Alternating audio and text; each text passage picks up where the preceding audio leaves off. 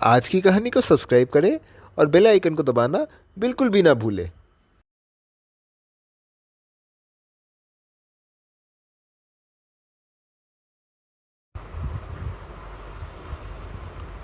एक गांव में दो मित्र रहते थे।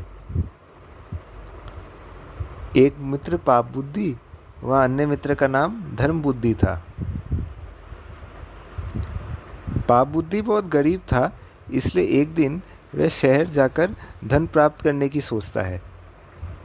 कुछ देर के बाद वह धर्म बुद्धि से मिलता है और उसे शहर चलकर धनराशि प्राप्त करने की तरकीब के बारे में बताता है। वह उसे धनराशि इकट्ठा कर भविष्य के लिए जीने के लिए कहता है। धर्म बुद्धि इस तरकीब से सहमत होता है और वह पाप बुद्धि संग चलने को तैयार हो जाता है। दोनों मित्र प्रफुल्ल मन में सफ़र की शुरुआत करते हैं। वे दोनों अपनी बुद्धि और तरकीब से बहुत सारा धन प्राप्त करते हैं।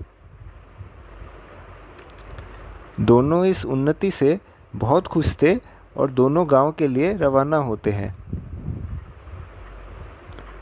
दोनों अपने घर की ओर लौट ही रहे थे, तभी वे घर के निकट एक वन पर रुकते हैं।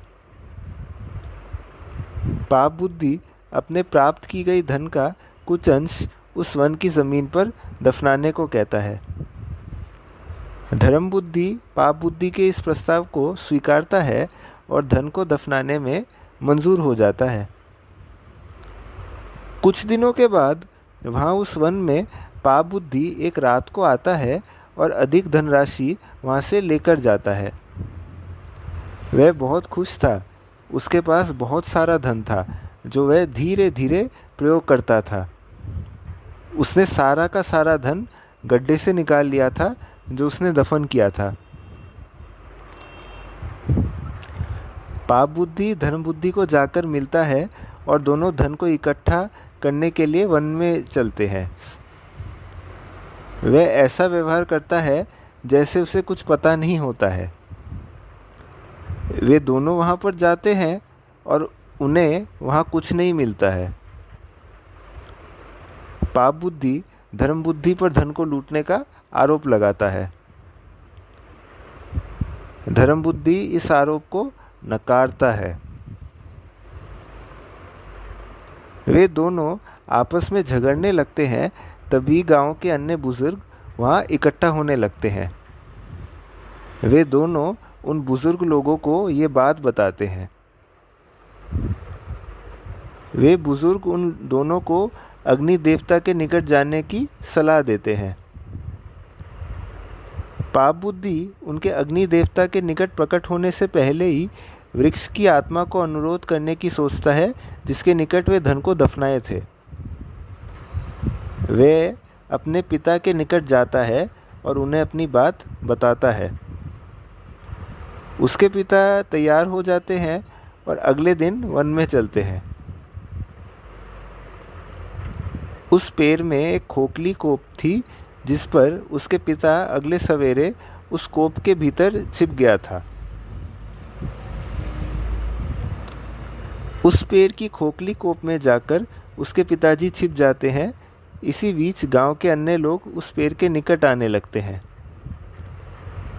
पेड़ की आत्मा उन दोनों और उन ग्रामवासियों के निकट अपना फैसला सुनाने को जाता है। पेड़ की आत्मा धर्म बुद्धि पर धन लूटने का आरोप लगाता है।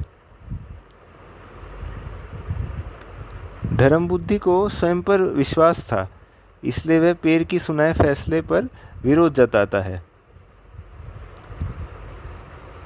वह एक तरकीब सोचने लगता है।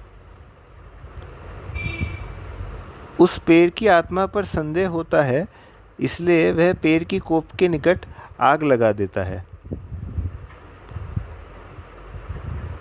कुछ देर के बाद पाप बुद्धि के पिता उस पेड़ की कोप से प्रकट होते हैं और घटना बताने लगते हैं।